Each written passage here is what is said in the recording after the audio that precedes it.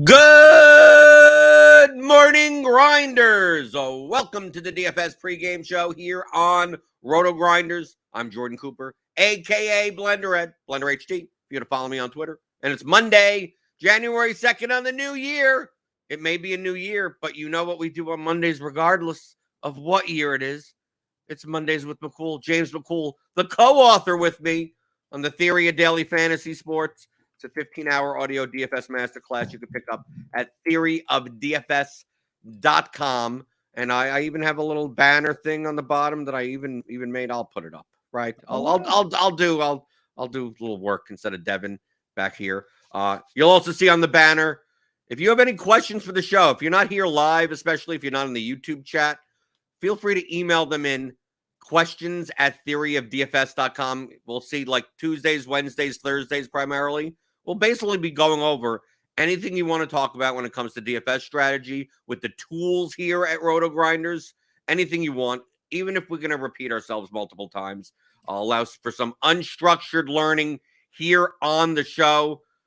Hit that thumbs up button. I see all you guys in the YouTube chat. Chime in whenever you want. Jay Simmons, good morning. Wataz, Trevor, Quick Start, Card Fan, Jupocalypse, Jason Snellers. Don't have to work today, so I can actually watch live. That was supposed to be the word live, but whatever. Defix asking a question about the Showdown, which I did not play yesterday, but the construction that you're talking about, like as far as like RB1, tight end 1, all that type of stuff, it all really depends on the pricing and the teams, right? It's not something that you just go blindly by. Like, well, you can't play. You have to play the wide receiver 1 with the wide receiver 3. Like that's all. It's really, really dependent. Tight end 1, Kelsey is different than tight end 1. Jelani Woods or something. Something like that. But we can talk about Showdown stuff Tuesday, Wednesday, Thursday. But James, you're here with me today. I didn't play FanDuel yesterday, but I played DraftKings. Did fine in cash. And just basically got my head kicked in GPPs, even though it seemed like it should be a good GPP week because so much of the chalk failed. But that doesn't help me when all of my lineups typically have like some semblance of the chalk in some regard. Justin Jefferson. Boy, what happened there? 1 for 15. This was a weird week where, like, if you went off the board, you probably did well, but you really had to navigate like, you had to build a lineup that would have projected like 15 to 20 points lower than everyone else's.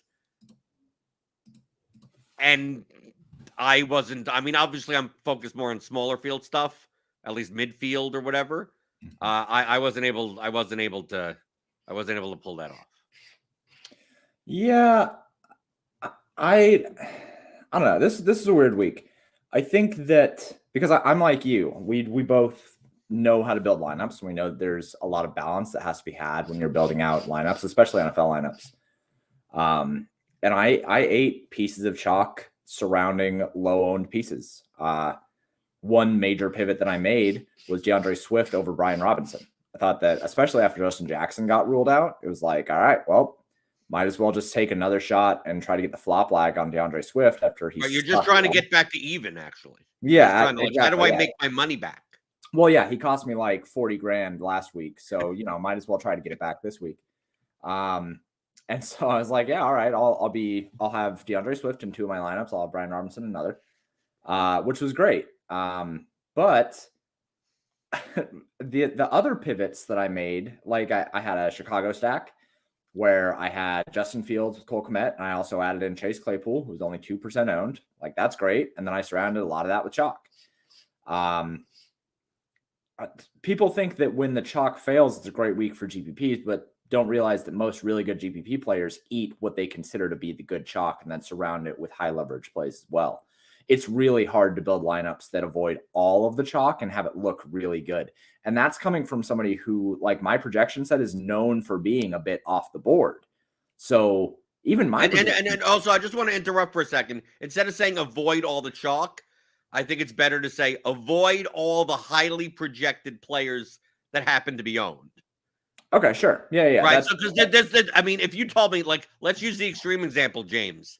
If I told you yesterday that Richie James was going to be 96% owned and you didn't play him, like, you probably shouldn't play a lowly projected Richie James that's 90. Like there's a difference between, I hate using the term chalk because people think high owned is bad. Sure. It's like, well, high owned is like typically higher projected, at least point per dollar wise types of players that you probably, if you're avoiding all of them, you're playing lineups that are much lower projected. And also it depends on what the delta between like the good projected plays and the bad projected plays. This wasn't one of those slates where like some guys were like dramatically, more than anything else, but they were significant enough that, I mean, like at the running back position, like if you played at least one of Robinson or Etienne or Algier or who else, Barkley or McCaffrey, like, well, yeah, that's about it as far as ownership. Like if you played one of the, like, I don't think you did anything wrong. I mean, it was just, yeah, you're going to play 2 running backs, possibly 3. Like why wouldn't you be playing the better projected ones in general? But typically in those lineups, you may not be playing Amon-Ra St. Brown.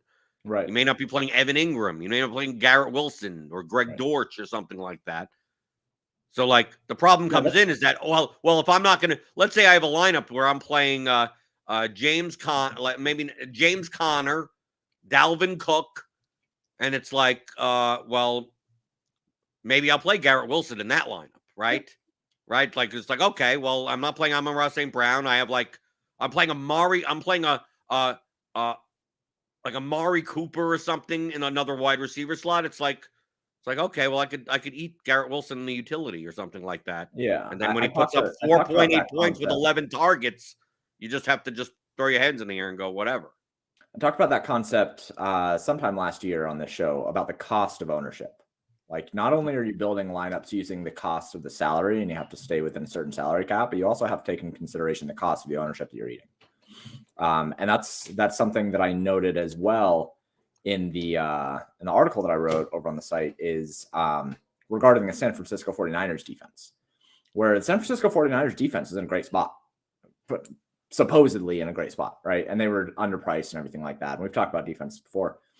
It's like, you can play the 49ers defense. There's nothing wrong with that. They project well. They're underpriced, but you need to be reticent of the cost of the ownership that you're adding to your lineup. You don't play the 49ers defense with a Bears or with a Detroit stack with Garrett Wilson. Like, you don't do that, because that just makes your lineup you don't have enough relative value in your lineup one way or another.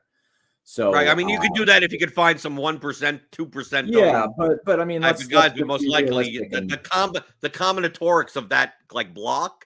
Right.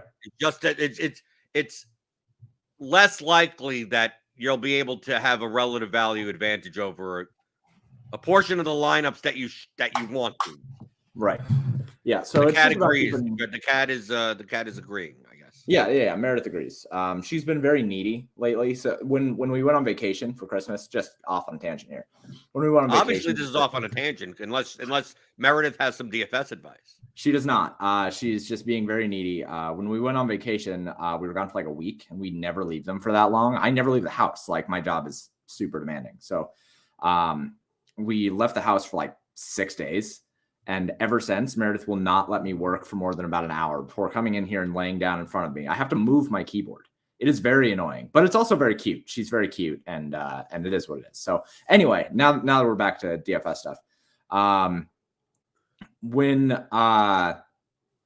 you're building out those things, yeah, chalk is a bad way to put it. The high owned, high projected players, if you avoided all of them, you're right. You probably did pretty well this week outside of like Christian McCaffrey. But, Etienne was 25%. I mean, I think he was the chalkiest guy that actually worked. Yeah, there were a couple guys that did well. But if you, for the most part, avoided all of the highly projected and also highly owned players, yeah, you probably had a pretty good week. But why would you do that? If you were using a projection set, then why would you do that? So I think that people look at weeks like this and they say, "Oh, well, this was a great week for GPP players." And it's like, no, this is a great week for people who play GPPs and don't use projections. Because like if you use projections, you probably ended up on a lot of the high-owned players. Right. We take a look here. Like I'm just going through just the milli, which we have some fun 150 maxers. So like just going through like the top 50 lineups. What is this? Top 100 lineups. How many lineups in the top 100? And remember, we have probably several hundred that 150 max the milli, right? So we're not talking about like only 34 150 maxers. No, then maybe like 100, 200, 300.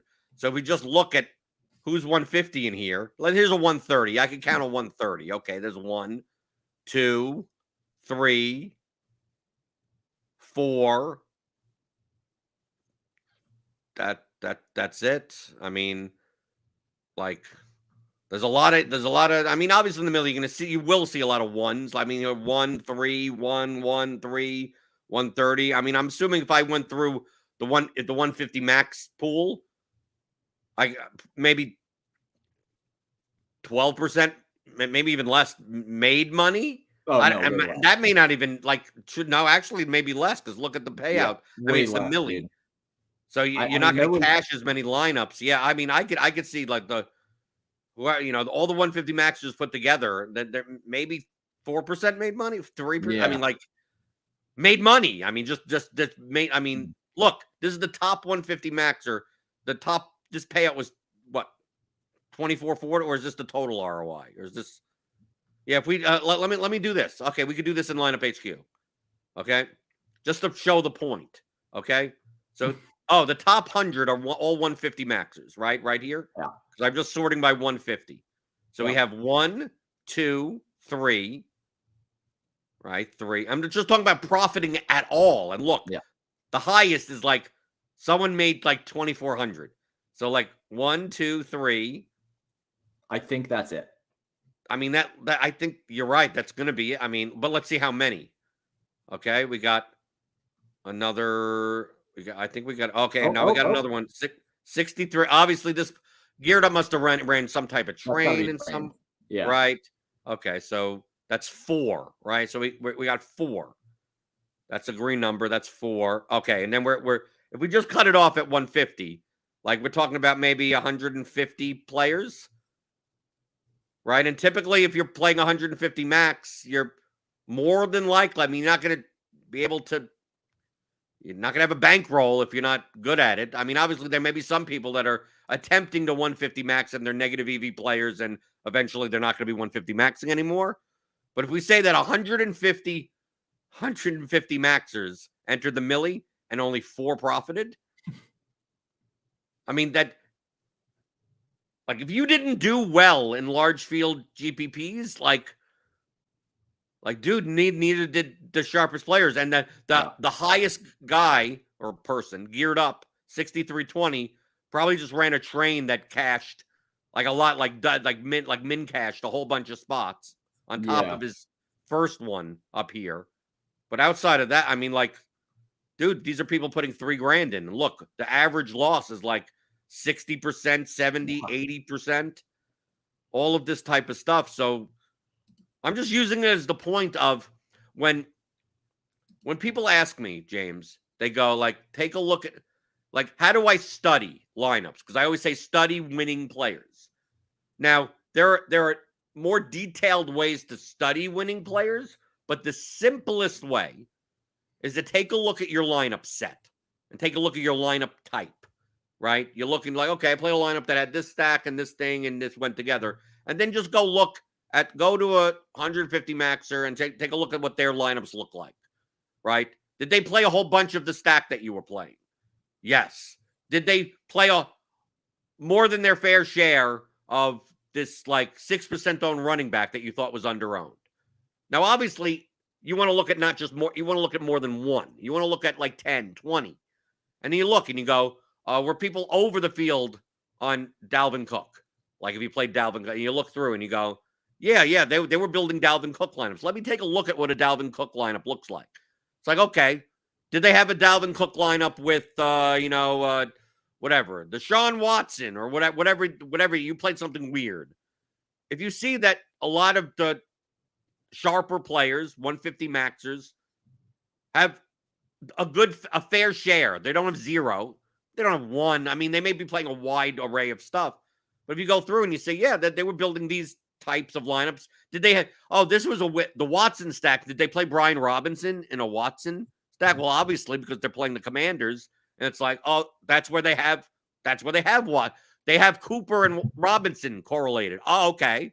And then you take a look and you go, did they have, Watson, Cooper, and Njoku? And you go, yes, that was the stack with the Robinson bring back. And then you look and you go, did they play, when they played ETN, did they play Cooks across from him? Right? And you look there and you go, well, some of them a little bit more Cooks than other. And you look through and you go, yeah, this looks like this seems like that it may have a different defense. It may have a different, because it's hard to duplicate that much. I mean, obviously the winner of the Millie, they did duplicate. You look through and you go, that type of lineup seems, I mean, I see it in other players. So that I must be on the right track. Now, you don't care about, did they choose the right players or the right construction? Just, does my lineup look a lot like that? And then if you go down deeper, you can download the entire CSV. And with the theory of DFS advanced player tools, just download all the lineups and then just put in your projections, and you could into the like the portfolio trimmer, right? And just put all the lineups there, right? Or put the contest reviewer. We have a contest analyzer. And you can just put and see what the based on your projections and your ownership or whatever you have, you aggregate, you use RotoGrinders, whatever, and see what your lineup was projected and owned at, and what their lineups were projected and owned at. Now they may have a mix of different like variance types of lineups, some that are very low owned, some are very high owned, like whatever. But if you're in like the ballpark, then it's like, okay, then I'm comfortable with what I was doing. If it's completely like, yeah, I played these 2 guys and they were 2% owned, and I thought they were under owned, and like almost no sharp player has any percentage of them. Like, you probably have a projection mistake there, right? Or you just dramatically, it's like, oh, okay, you're taking too many shots, right? You didn't need to go. You need to lose projection for no reason. And once you do that, like, then your mentality, if you lose on a slate, is to do something like what I just showed in Results DB, of like, let me take a look at all these 150 maxers, or maybe in your contest that you're playing 3 max 150, look at those 3 lineups and look at that contest and go, how many actually made money, right? And you go, not many. And it's like, and I had lineups similar to them.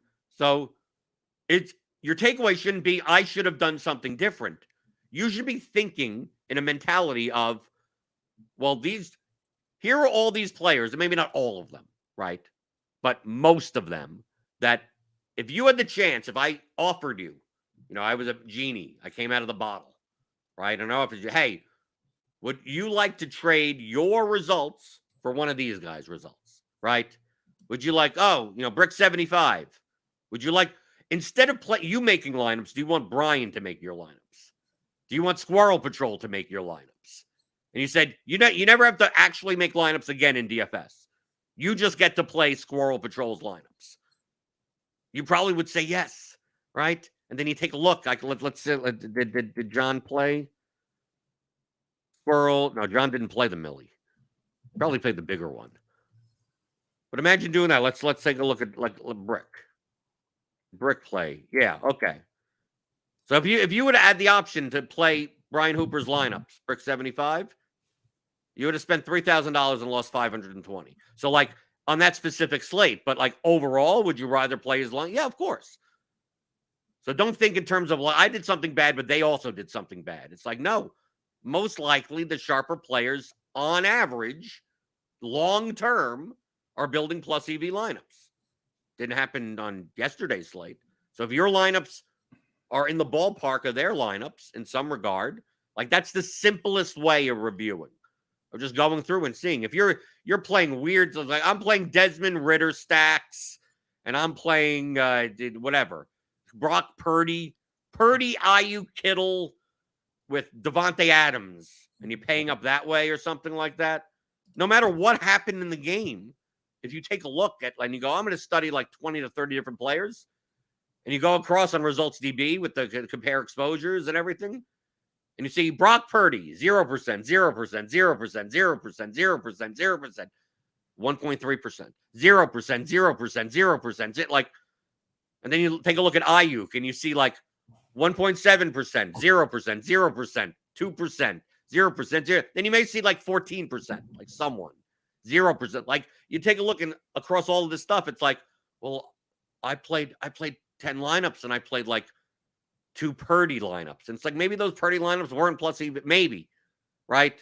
Or they're just very high variance and a lot of sharper players chose not to, but most likely you may have been on the wrong path. So like James, like is that, do you compare your line? Like how do you view that if you didn't have like our theory of DFS tools, like you didn't have projection versus ownership and going through and saying what's the average here and like doing it in a mathematical way, like before you have that, is there any other simple way for you other than look at sharp players' lineups and see not who are they over on? Like it's like, oh, well, I looked at 3 players and they were under on Dalvin Cook.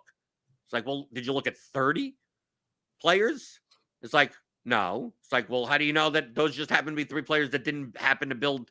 They were building contrarian Justin Jefferson lineups instead of chalkier lineups with Cook in it. You know, like there's so many. I always say that you could build 30,000 lineups that are plus EV that are fine. Right. Just no matter whatever amount that you choose, 10, 3, 20 you choose. So you have to have a bigger sample of like just I'm studying 2 people. Yeah, I echo everything you just said. It's important to look at people who do this for a living and see what they're doing. One of my favorite pieces of advice is don't take advice from people that you wouldn't want to be able to do the things that they do, right? Because if you wouldn't play their lineups, then right, probably don't listen to them. Right, yeah. So don't take advice from people who don't have the things that you want. That's the way the saying goes. And to that fact, I would only say that I would then take it one step further and look at people who I respect and people that I want to emulate in terms of their play. Because there are certain guys, there are certain 150 maxers and certain pros that play in a very different way than I would like to emulate. When I was doing a lot of my study, before I started building out projection models, I was studying guys like Dink. I was studying Petty Theft. I was studying Brandon Adams. Like I was studying these guys who I know are very algorithmically based because that's the kind of lineup structure that I would like to build. Whereas there's other guys who are more kind of like intuitive modeling, right? Like Big T, for instance. He's a fantastic GPP player, but he doesn't build lineups that are based purely on projections and algorithms. He uses his gut on a lot of things, takes a lot of stands, stuff like that. Tony is, I know he gives the appearance of like workbench, whatever. He looks at projections plenty. No. But in terms of what the guys before that I mentioned, you know, Petty Theft and Brandon Adams, those guys are like, they will play their models point blank, period. They're not taking stands. They're just doing what their models say. Whereas there are other guys in the industry who I think take more stands and say, well, I'm going to change this a little bit. I'm going to fudge this projection a little bit so that I can get more of this guy. I know there are guys in the industry that do that. Well, you have Ricky D. I mean, Ricky D's a high variance play. Like Ricky D is a contrarian GPP player. Right. So going by he typically you have got out of the sharper large field player pool, you have people that build very like linear portfolios, meaning that the variance of all their lineups is like in a line, like the variance is like all the same. Yep. Then you have guys that don't mind taking on variance and go, I'm going to play max exploitative, and if I think this spot is underowned, like you could look. I'm just making it up. You could look at and see that someone out of 150 lineups played like 70. Half of their lineups were Daniel Jones stacks. Somebody like what was it about? Like it's like, well, they based on their simulations that they're looking for and their exact things, they thought that was the most exploitable spot. Maybe not that great more than the next one, but they're like, no, I'm just gonna I want half my lineups to have all the combos of this game. And then if the game doesn't go off, you could live with the consequences of a minus 90% week. And if it does, if you are right, you get paid way more than you should. Right. And that is the kind of lineup style that I like to emulate. Those are the kind of guys that I really, really like. So it's important to have an understanding, and I say it probably more than I should at this point, but the goals of how you play and how you want to play should dictate the kind of lineup study that you do. If your goal is to be a cash bro and to study cash game grinders, then you shouldn't really care that much about what the great GPP players are doing, because it's a completely different skill set. It's an entirely different way of playing. So that's the only way that I would add on to what you said. I do think that it's important to understand who you want to be as a GPP player, or as a cash player, or as a DFS player in general, and study the players that you want to emulate. And that kind of thing. It can be hard to have an understanding of who those players are that you should look at first, right? Because a lot of people, the conversation that you and I just had, we named off like 6 or 7 different guys that we know how they play, but a lot of other people just look at them and say, oh, they're pro DFS players. Like they all play the same. So they don't. Absolutely not. Like Blender and I, we have completely different styles on the way. Right, but also if you take a look at the one fit, like if you're gonna go, I'm gonna look at Whistle's lineups. How does he play? Mm-hmm. Like if you ask Whistles how he plays, he wouldn't even be able to tell you, because it's all just right. He comes from a PhD in optimization, and he's basically running. He's spending his time programming, and just whatever comes, like these are the lineups. Nerdy Tenor is the same thing. Well, I'm going to play. This is what my system said my highest, thing should be. This is what my portfolio should look like on this slate based on these numbers. And well, why'd you play this guy with that guy?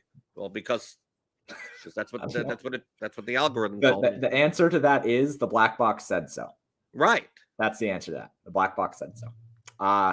So yeah, that's I guess the only other thing that I would say is, in order to really understand who you should be studying, you gotta do a lot of study. It was something, I think it was a couple weeks ago, where you were talking about what you used to do like 8 years ago when you were first getting in, and you would just study and watch YouTube videos and do all of that. And it probably took like 3 months for you to even understand what different people were doing, and that there were differences in how people were approaching things. I still didn't understand it even at that point. I mean, I was playing soccer primarily, but I didn't have projections. I didn't have anything. It's 2015, 2016. I'm just trying to figure out like why was this guy 62% owned, until I realized in soccer it's like, oh, a DraftKings scoring, like wide players that cross the ball a lot, they're worth more. So he was underpriced for that. Like, and you go, oh, okay. You start seeing these trends and going, well, I'm going to play this on this type of slate. And then I see them playing the opposite. I see like 3 players that I see in all my contests play the opposite construction. Like I'm playing a balance. They're playing studs and duds on a side. This is soccer though, but I mean, like, why? Like finding, and once you figure out the why, you figured out that like once some of the stuff you don't even need to figure out once you have like a reasonably decent projections and ownership where you understand the blend between the two. So it's like a lot of that study part is you don't need anymore. We have number. We are converting player names into numbers for you, right? We are giving ownership for you, projected ownership at least. And the thing is, and I see questions in the YouTube chat about like, Carolina had no defensive backs. Why were the Bucs passing game not highly projected? That's all that stuff is in the model. Anything that would be relevant is in the model already. It's already weighed. Level if you want. Right. But if you want it, then change the numbers. Right. Doesn't mean you play Brady stacks. It doesn't mean you do that. But if you're like, if you want to overweight for this particular thing, and so I'm just going to bump up Evans 1.5 points and Godwin 1 point and Brady 2 points. Like you're doing it purely based on your own feel that you think that it should be higher, even though if you back test it, everything should be more accurate doing it this way. That's perfectly fine. And then, but the thing is that don't look at the projection and go, I'm going to play a Brady stack with a DJ Moore run back, and then treat that number as what it is. Change the numbers. So let's say you bumped up Brady 3 points and Evans 3 points and Godwin 2 points and whatever, and then built the lineup and you go base it on that projected number. Maybe that projected number still isn't good enough. I mean, like it still isn't good enough, or it's way too good, and you use that as exploitative and say, I'm just going to play a ton of that and hope that my guts, that I'm overweighting a matchup is worthwhile. I believe that if you did this, of course, we're dealing with very small sample sizes, even in seasons of NFL. But if you want to do that, that's fine. But just change the numbers, right? I change the ownership numbers all the time, right? We have Jamino, the hamster wheel, as I always say, the hamsters in the ownership projection model are very accurate. They have a R squared of that's pretty good. That's, I mean, around the industry. I mean, it's not even here. I mean, if you go around, they're good. But I say I know better. I know human beings better. And it's like, no, this guy, Stevenson's not going to be this high owned. He's going to be this. The Sanders ownership goes down when that news on his knee brace comes in, right? So it's like, okay, I have to click this down a little bit. I don't think people are going to play Connor as much as what we have projected owned. I think a lot of people are playing Brian Robinson and Tyler Algier, so I'm going to need to bump those ownerships up some. I'm on Rob St. Brown. It's like, is it going to be 30 or is it going to be 35%, 36%? How much Dortch is going to be played? Is he really going to be 16 or is he going to be 22? Like, all of that matters. And I'll change the numbers, but I'm not leaving the numbers as they are and then running lineups saying, well, if this guy's going to be over on, I'm just going to play less of him. It's like, no, I'm going to change the number because I want to see my projection number and my ownership number. So once you have a way of changing player names into numbers, you don't have to look at the player names anymore. So if you're not changing the numbers, then now you're looking at the player names again. So I'm not saying that it's correct or incorrect to change the numbers, but if you want to, if you want to have what James calls the intuitive model, like the extreme version of that is not having projections, right? And we mentioned this in the course, right, James? It's like you don't have projections at all, like whatever. Well, then go through every team and put a number on every player. Just say, what do I think the median or mean result is for Christian McCaffrey? 26. Okay, fine. Go. Now let's go to Tyler Algier. What number? I don't know. 14. Okay. Go to Miles Sanders. I think he's good at 18. Okay, good. Then do all of that and then put it into lineup HQ, right? And then you have to do that for ownership also if you didn't subscribe to RotoGrinders or anything. So now you have to go. I have to go through all the players and play all the do that. And then once you've converted player names into numbers, then the only reason you care about the player names is because of like correlation purposes. Now it's just like I'm going to quarterback with 2 people and 1 and look at those types of lineup. But after that, you can just hide the name column and it doesn't matter anymore. Now, will your numbers in the long run have an R squared, which, accuracy, a correlation coefficient, closest to an actual compared to our model here at RotoGrinders? Absolutely. It will be so far off, right? Long term that you're basically bleeding. You're probably going to bleed money away, right? Just based on that. Mm-hmm. So like, are you uncertain? Yes. On certain weeks, you're going to be more right on a specific player or more right on a specific stack than the field. But you have long term, you're almost, I mean, I can't even, James, could you see someone putting in numbers like that and having a better R squared than any model in the industry? No, but I could see them have a higher ROI than the people who use the projection. Well, only because on 1 week they sure, but that is a relevant point to make, and I do think that is an important thing to say because the next point that I will make is that while projections are very important, the goal is not to score the most or the goal is not to score a lot of points. The goal is to win the GPP. So while yes, your R2 of just making assumptions about players and saying, oh, 26 here, 14 here, 7 here, blah, blah, blah, whatever, while that will almost with certainty be worse than what you find at RotoGrinders or just if you Google free NFL projections, like it's going to be worse than that. But if you were to do that in a way that is exploitative, and if you were to do that in a way that says, okay, well, I think that Derrick Henry is going to score this many fantasy points because I think that the Titans will lose the game. And like say the Titans are like 8-point favorites, and you hate the Titans. Like the Titans are the team that you hate in the NFL the most. You think they're boring. You think that Mike Vrabel looks like a foot. Whatever.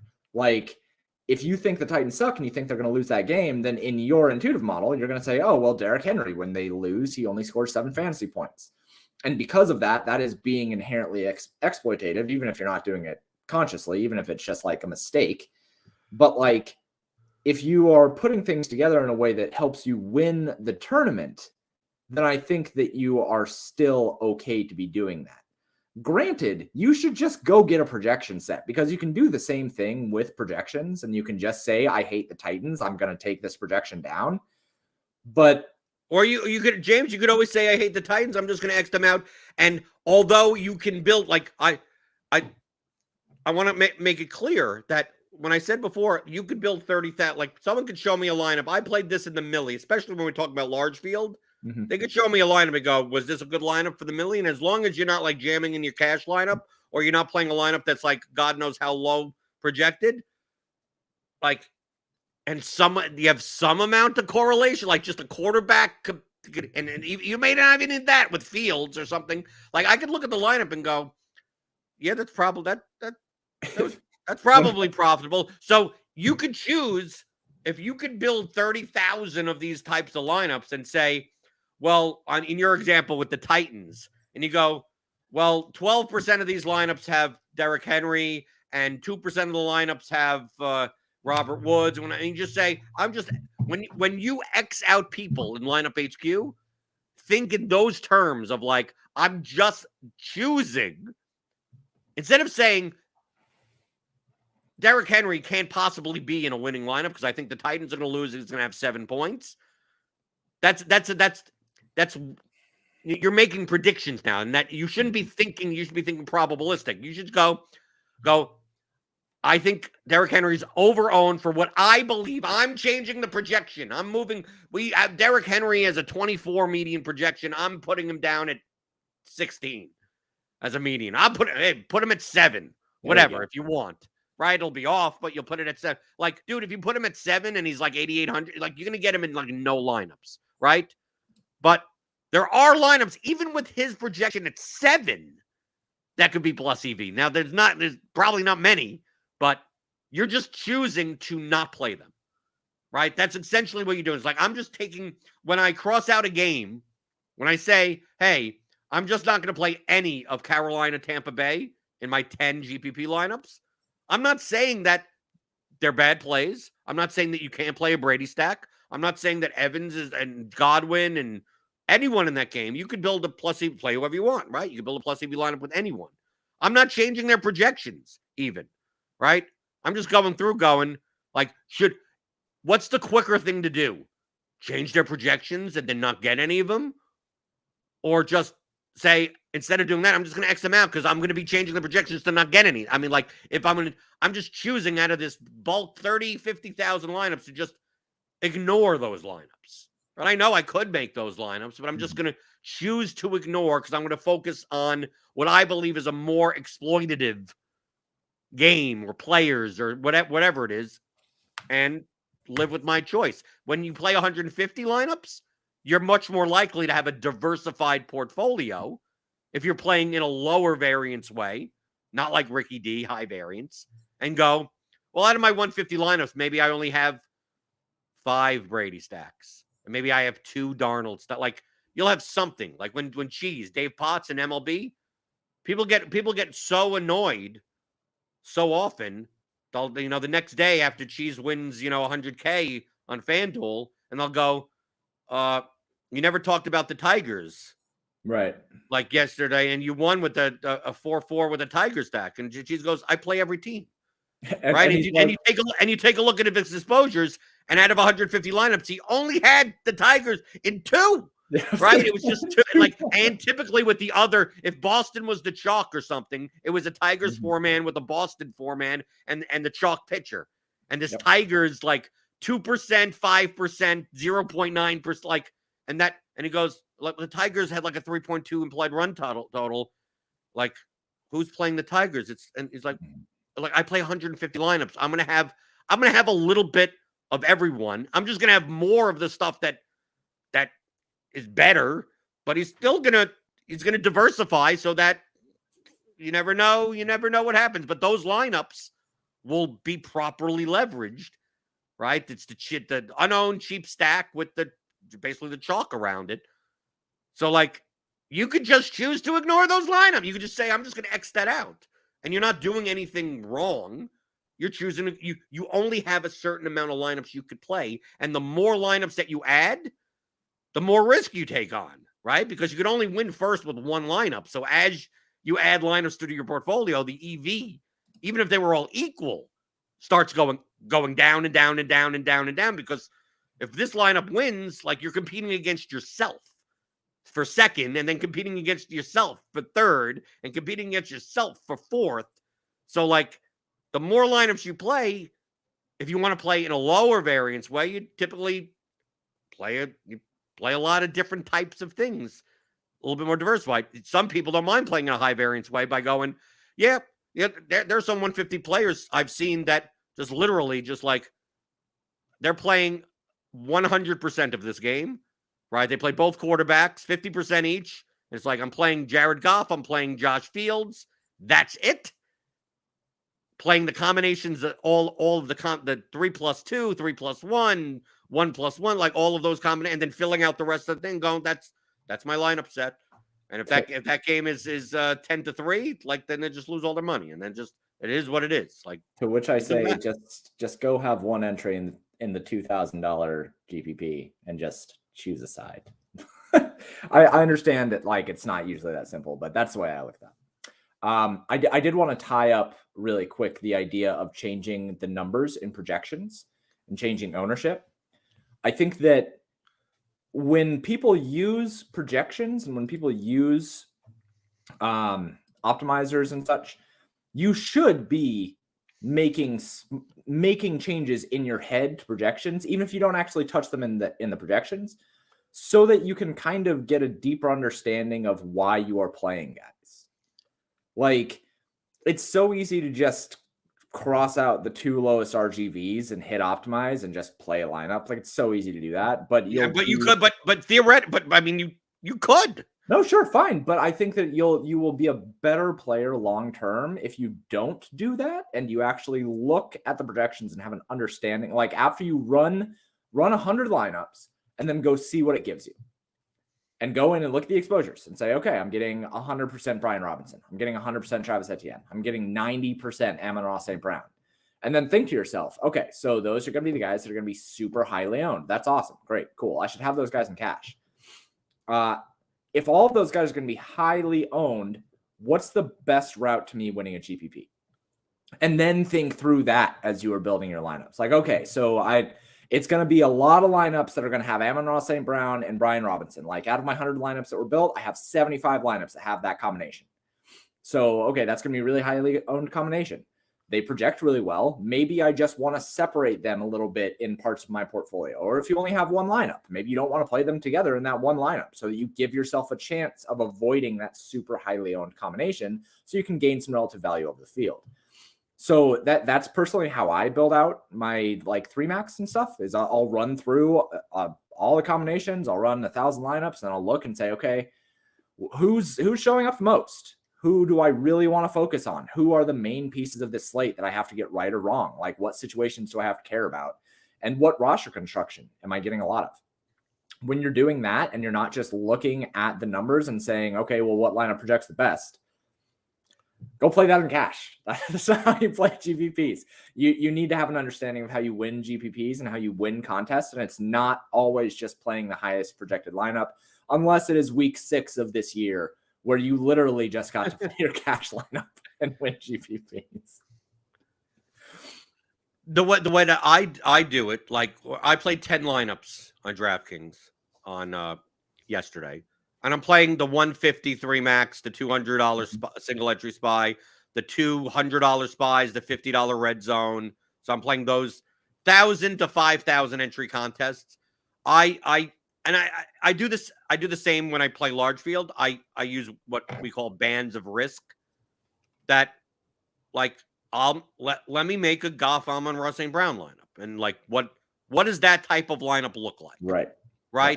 So like I'm probably not playing Garrett Wilson in it. Probably not playing Brian Robinson in it. So let me build that, or run a whole ton and find those at a certain ownership level and go, okay, this is going to be a higher owned lineup, but it's my variance of this lineup will be lower. Like this is a lineup that for these contests I still have first place equity, but it's the distribution of my payout isn't going to be like dramatic.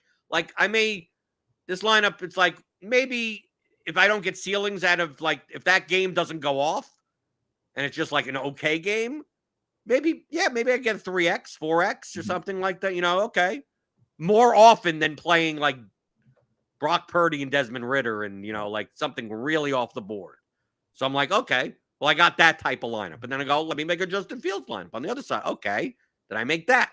Then I go, okay, what's the next? Like Mike White, right? With Garrett. Well, okay, people are going to play Garrett. Okay, I'm going to play Mike White, Garrett Wilson, Tyler Conklin, and I'm going to run it back with Kenny Walker. It's like, okay, how do I build this type of lineup? Well, this lineup could probably have Brian Robinson in it, but probably not Amon-Ra St. Brown in it. Probably can't have Justin Jefferson in it, right? You build that lineup. It's like, is it the most contrarian lineup? No, but I'm going down the band of risk. When I get down to my Deshaun Watson lineups, right? That's when you stop.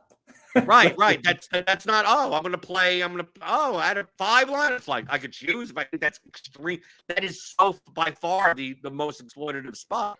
I thought the most exploitative spot yesterday was on Kansas City, right? Playing Mahomes, Juju, and Kelsey. Did it work out? No, of course not. And running it back with Sutton. So like, how do I build those lineups? It's like, well, once I build the lineup and I have like a single digit owned, like 4% owned Juju and like 11% owned Kelsey with like a 5% owned Mahomes, give me Brian Robinson, give me Tyler Algier.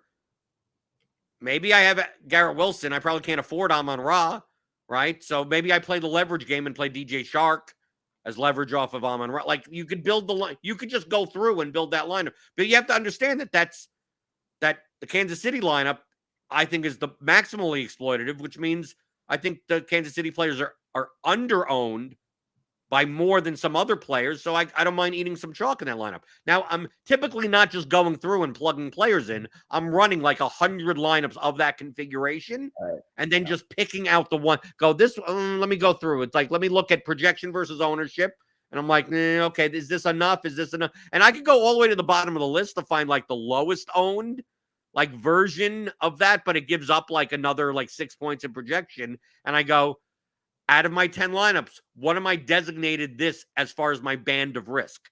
I had 3 Mahomes lineups out of my 10. So I built a lower variance version, a medium variance version, and a higher variance version. Like the lineup that has Mahomes, Kelsey, Juju, Amari Cooper in it. That's the high variance lineup, right? But the one that has like Garrett Wilson in it, like that's going in the $200 spy, right? That's higher projected, a little higher owned, but more likely to cash than the one on the bottom. So, but that's portfolio dynamics. Like each individual lineup has to be plus EV, but the standard deviation of each lineup is different, right? So when Cheese plays the Tiger stack in that thing, that in the baseball contest, he has to know that this is basically an $8 entry that is like going into the toilet like 99% of the time. Like just like it's most likely just flushing $8 down the toilet. But when it wins, it's not min cashing, right? When the Tigers do well, he's having a shot at a top 10 finish It's just that the Tigers don't do well on this 14-game slate, like 99% of the time. So it's like, if he's going to spend his $8 there, he wants to balance it out by, the Coors game. Well, stacking the Coors game with the third highest owned pitcher, right? Where it's like, okay, if kind of the chalk game hits and whatever, maybe he has a shot at first. So the first place equity goes down a bit, but like a top 500, top 5% finish rate, top 8%, top 10%, cash. He gets a lot more of those. So that $8 that goes in, it's like lower EV, but a lot of the EV is paid off on $8 turning into 24, right? But the Tigers one is the $8 turning into nothing most of the time. So like when you build out portfolios, and it's all dependent on your own personal risk tolerance on how you want to, manage that from a diversification standpoint. That is what they're doing. But individually, the lineups have to be plus EV. You can't just go in and go, I'm going to play a Watson. I'm going to go in. I'm going to play Deshaun Watson, Amari Cooper, and Joko with Brian Robinson. And then I'm going to play Josh Jacobs, because no one's playing him against the 49ers. And Josh Jacobs and Brandon Ayuk on the other side. And then also play like some defense. I'm not the 49ers defense. I'm going to play a one-off of Jerry Jeudy against you look through and you like, this lineup is like 22 points lower projected than so many of my other lineups. But it's so contrarian. But it's so contrarian. Like, is the ownership worth the projection? If you think it is, that's fine. But how many of those lineups do you want to like? You can play them, but those lineups are like the cheese Tigers types of line. Like, dude, like that $20 you're throwing into the millie or something like that. If it is plus EV, and you're gonna go, I think it is. It's like all of that EV is from when you win the $1 million. Like and the like all of that when it's like, oh, this is let's say if there was a way to put a number on it, it's that's a $1.18 lineup, right? That's a $1.14 lineup. I'm like, okay. It's like I'm playing $1.26 lineups, right? That may not win the millie often, but as often as yours, but comes cashes or 5Xs or 10Xs a lot more often. And you go, well, no, I don't mind playing this high variance line. But most of that 18 cents on the dollar that you make is when you play 99,000 times and lose, and one time you win the millie or come in the top 10. But you have to understand that's where the EV of that lineup comes from. And when you get down to a certain point, if it's too low projected and too high owned for that projection, now you're getting into now you're negative EV. Now you're minus EV. Now doesn't mean it never could win first place, 100,000 or whatever it is. No, just that over the course of time, it's not going to either cash enough, 5X enough, 10X enough. When like it all comes down, and it's like it ends up being like a 92-cent lineup, right? Which isn't even all that bad because that's pretty much the rake, right? That's half the rake right there. So like that's how you should be viewing the mindset of individual. When people ask me like what would you do in 20 lineups? I go, I would build 20 plus EV lineups. What 20 plus EV lineups you choose is up to you. Just make sure you're building individual lineups that are plus EV. And then from that point, you could choose how you want to diversify. You could certain slates. I think this fighter is significantly underowned. And instead of building a balanced 8 lineups, because I'm playing mostly smaller amounts of lineups, maybe I choose to play this fighter in all 8 my lineup. Like I think it's that good of a spot project for ownership standpoint that nope. It's the third fight of the night. $7,800 underdog. That's 12%, and probably I think should be 25%. And I just go, just play all 8. I could choose 6. I could choose 5. I could choose whatever I want.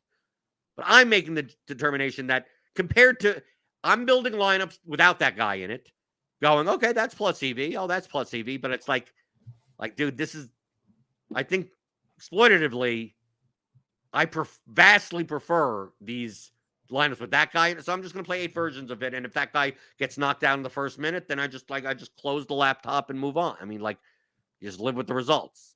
But at that point, how many lineups you play that's not a basis of how you should judge what lineups you build. How many lineups that you play until build one. Just build one. Just build one plus EV lineup. And you go, okay, now build another plus EV lineup. Okay, now build another one. Okay. And but I'm only playing 3 lineups. Well, build 30. Hand build them. Right? Just let's go. Okay, look at the projection. You can do that in lineup HQ with this little sidebar lineup optimizer. And go, I'm going to plug this guy in, then that guy in, then, I have this much for tight end, and you plug it in, and then you take a look at the projection number and the ownership number. And you go, do you think that's commensurate? Okay, then add it to your saved lineups. And just do that. Spend an hour. Do 30 lineups like that, and just go through that. And then go to the saved lineups and go, which 3 do I want to play?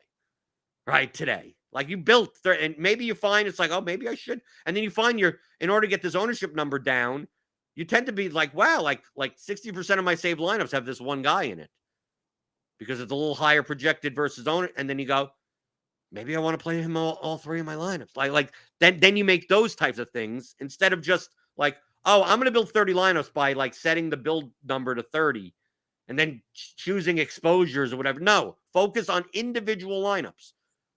Until once you get good at that, then you could start going, I want to build 100 lineups. And how do I manipulate the lineup HQ in order to be more efficient for me? But at the end of the day, just build 1, then build 2, then build 3, right? James, you build 3. I build 10, right? Like I could build 50. What I do with 50, I typically build 3,000 and I choose 50 from those, right? Like that's. If you're not used to using the tools well, if you're not used to building 1 lineup well, 2 lineups well, like, dude, don't come into a lineup HQ and go like, I think I could just set exposures and generate 20. I'm playing 20 max. I'm just going to do 20, 10%, 5%. Like, dude, I think it would be better for you if you just hand built the 20. I personally think it would be better if you hand built 100 and then chose 20. Right? Or handle 40 and then and then if you choose to do that bands of risk, then you could go through and go, let me sort by projection, look at the ownership and go, I want to grab 2 from this zone, 2 from that zone, 2 from this zone. And then you have a standard deviation difference in your entire portfolio. If you want to be balanced, or you may just choose, yeah, I'm playing well within my bankroll. I'm playing 1% of my bankroll on a slate. And you go, yeah, if I think this is a spot to like just shove my chips in, because I think the EV is much higher, I'll take a shot, right? There you go. Like it's much more simpler than people think. More simpler. Is that improper grammar? Am I not supposed to say more simpler? It doesn't matter, but yeah, it's improper. We have a couple questions that we should probably get to. Let's see. So first, just like a very small, short answer to Greg Roseberry for the Carolina question with them having their DBs out. He asked, Carolina had no DBs. Why wasn't the Bucks passing game highly projected? From a modeling standpoint, Tampa Bay has mostly been terrible for weeks. And when you're utilizing current season data to build out projections and baselines, it's pretty hard to get Carolina to look really, really good in a projection set. That's where you have to go in and say, I think that Carolina's defensive backs are just going to be the water boys, and I'm going to bump up the projections of Tampa Bay. There was no way to algorithmically make Tampa Bay look really good. Do you guys ever take a stand on playing players from certain games, or you just trust projections that have that baked in already? I think we talked through a lot of that today. There are some people, like I said, intuitive models that they'll take stands on certain things. But I think Blender and I talked through what we do quite a bit. What's the balance of emulating the most profitable players and being contrarian enough to exploit their commonalities? I want to answer this. Go for it. And we have another show after us, so we kind of have to get out of here. I'm trying to run through, yeah. Right. I would suggest watching the show from Friday, right? Friday or Thursday? Friday. Yeah, watch Friday shows. Where does the money come from? Or I could watch tomorrow. I'll get into more into that, but it's on a similar thing. Where does the money? The money doesn't come from being different from the profitable players. It comes from the unprofitable players. So it's like being at a poker table with like you're playing 9-handed and there's 4 other very good players that are almost better than you, but there's 4 players that are worse than you. Right. Like the money doesn't come in and exploiting the 4 better players. To come in is just getting enough of your fair share from the 4 worst players. So if it gets to the point where all that's left are 150 maxers that know how to play DFS, then there's probably no one could beat the rake at 15%. So like thinking more in line with that mentality. But there are exploits in exploiting good players in certain contests. But if you're playing large field GPPs, all the money, where does the money come from? It comes from the bad line. It comes from just objectively bad lineups. And there's still enough in there that essentially we're just build plus EV lineups and try to and let variance go in your own way. So that's why studying the sharper, more profitable players long term. Like if you're building lineups similar to them, you're sitting there in the crowd. It's like being at the wedding with the flowers are coming. It's like you're there. Everyone's there waiting for the flowers or whatever. And hopefully you get it more often than that. But it's coming from the bad play. It's coming from the bad lineups. If you go through your contest and you can't find bad lineups that are low projected or too high owned, find better content. I mean, but currently in large field, there's no that doesn't exist. That there's still way too many either low projected or high owned lineups. I would argue that basically every single contest you're going to find ways to exploit it. Like in the large field stuff, you're exploiting the mix of what Blender just said. In the larger field stuff, you're getting the money from the people who are building bad lineups. In the smaller field stuff, you're finding commonalities and you're exploiting it. So it's balanced. Right, and I'm going to talk about this tomorrow because we talked primarily about cash games on Friday and GPPs. Where does the money come from? We'll talk about tomorrow. And if you have a question, if you're watching this now or you're listening to it later, questions at theoryofdfs.com. I will answer every question. If you have a question about tools, DFS strategy, if you can't make it here at the YouTube chat or whatever, just email them in. I already have a backlog over here in my email, right? So like you could just they will be answered, right, at some point, right? It may be a week or two or whatever, but I will go through and in certain topics, and this person has it, and we'll go through whatever.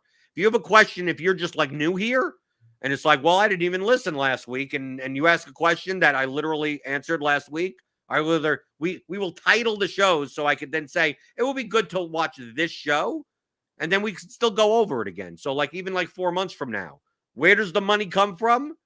Well, maybe we talk about that again 4 months from now, like type of thing. So don't hesitate if this is like your entry point into DFS in general or the show as a whole, to just email them in. And if you can't make the YouTube chat, obviously you could always throw it in the YouTube chat. But if you have anything that I did not in the YouTube chat that I didn't answer that you still want answered, email them in because I'm not going to save the YouTube chat. So James, people can find you at paydirt_DFS. Paydirt_DFS on Twitter. PaydirtDFS.com for all the models. I'm building out apps this year. Go check out the video on YouTube. Blah, blah, blah. Thank you. And as always, pick up Theory of Daily Fantasy Sports, either the Fundamentals Masterclass or the Advanced Players course at theoryofdfs.com. Hit that thumbs up button. Give me the thumbs on your way out the door. And I will see you tomorrow answering your DFS strategy questions Monday through Friday, 10 o'clock Eastern on the DFS pregame show on RotoGrinders.com.